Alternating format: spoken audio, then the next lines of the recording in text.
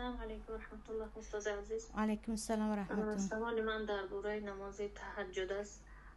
استاد همین بسیار ما هم مثلا همین زنها اکثریت شنیده هستند که در مثلا اینترنت رو میفهمیم که میگن که زنهایی که بعد از پیغمبر مؤمنان زنها نماز تهجد و یا هیچ وقت قطع نمیشد با خاطر اینکه صورتهای ما زیبا باشد گفتن. آیا این حقیقت دارد؟ در کدام اینترنت این رو خورم؟ در کدام اینترنت؟ یک دقیقه، در کدام اینترنت این رو خوندید شما؟ امین دنباله ها این گپ دروغ است. یگان آدم علم دار این گپ رو نمیگوید. آدم تهجد رو برای چی میخواند؟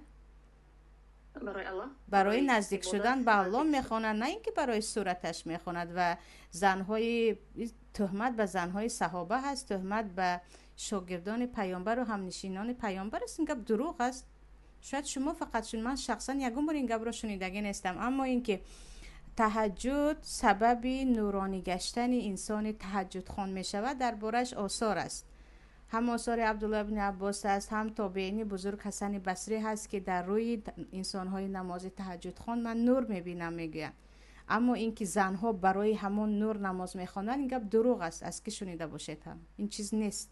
این الکه عبادت نمی‌شود تو برای خوشروکی نماز خواندی که نعوذ بالله، حاشا لله که شما صحابه را یا زنهای صحابه را با این گپ تهمت کنید.